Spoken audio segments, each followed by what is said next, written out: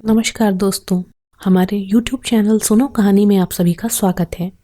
आज की कहानी है पत्नी किसकी। कई प्रयासों के बाद राजा विक्रमादित्य ने एक बार फिर बेताल को पकड़ लिया। वह उसे जब योगी के पास ले जाने लगे तो बेताल ने नई कहानी शुरू कर दी। बेताल ने नई कहानी सुनाते हुए कहा, एक समय की बात है, धर्मपुर नाम के नगर में गंधर्वसेन नाम का युवक रहता था। गंधर्वसेन की कदकाठी बहुत आकर्षक थी। यही कारण था कि कई लड़कियां उससे विवाह करना चाहती थीं, लेकिन गंधर्वसेन को उनमें से एक भी लड़की पसंद नहीं थी।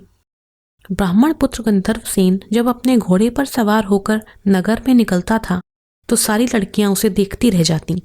गंधर्वसेन किसी की तरफ नहीं देखता और तेज गति से नगर को पार करके रोजाना एक मंदिर की ओर निकल जाता था। यह मंदिर काली देवी का मंदिर था। गंधर्वसेन काली माँ का बहुत बड़ा भक्त था। वो हर दिन माँ काली की पूजा किया करता था। एक दिन जब वो मंदिर से लौट रहा था तो उसने नदी के किनारे एक धोबी की लड़की को कपड़े धोते हुए देखा। वह लड़की गंधर्वसेन को बहुत सुंदर लगी।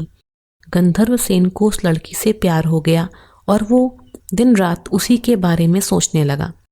उसे लड़की से बात करने का कोई रास्ता नहीं सूझता। एक दिन उसने माँ काली के मंदिर में पूजा करते हुए ये प्रतिज्ञा ली कि अगर वो लड़की उसकी हो गई तो वो काली माँ के चरणों में अपना शीश चढ़ा देगा। गंधर्वसेन खाना पीना भूल चुका था। वो दिन रात उसी लड़की के बारे में सोचता रहता। इसका परिणाम ये हुआ कि गंधर्वसेन बीमार हो गया। गंधर्वसेन की बीमारी की खबर सुनकर उसका सबसे अच्छा मित्र देवदत्त उससे मिलने आया। अपने परम मित्र को बिस्तर पर पड़ा देख देवदत्त ने उसकी उदासी का कारण पूछा। गंधर्वसेन ने देवदत्त को अपना हाल सुनाया और बोला कि उस लड़की से अगर मेरा विवाह नहीं हुआ तो मैं मर जाऊंगा। देवदत्त अपने मित्र से बहुत प्यार करता था, इसलिए उसने लड़की को ढूंढने की ठानी। देवदत्त उस लड़की को खोजने में सफल हुआ। देवदत्त ने उस लड़की के पिता से कहा कि अपनी बेटी की शादी गंधर्वसेन से कर दें। लड़की के पिता ने सारी स्थिति का जायजा लिया और अपनी बेटी का विवाह गंधर्वसेन से करा दिया। शादी को 5 दिन बीत गए और गंधर्वसेन उस प्रतिज्ञा को भूल चुका था जो उसने काली मंदिर में ली थी। एक दिन सपने में गंधर्वसेन को अपनी छाया दिखाई देती है। उसकी छाया उसे वो प्रतिज्ञा याद दिलाती है और कहती है कि अगर तुम ये प्रतिज्ञा पूरी नहीं करोगे तो स्वार्थी कहे जाओगे। अगले दिन गंधर्वसेन को अपनी गलती का एहसास होता है और वो काली मंदिर में अपनी बलि देने के लिए तैयार हो जाता है। वो अपने मित्र देवदत्त को बुलाता है और उससे कहता है कि मैं, तुम और तुम्हारी भाभी मंदिर चलते हैं। मैं मंदिर में अंदर पूजा करूंगा और तुम बाहर अपनी भाभी का ध्यान रखना। देवदत्त मंदिर चलने को तैयार हो जाता है। दोनों दोस्त उस लड़की के साथ मंदिर पहुंचते हैं।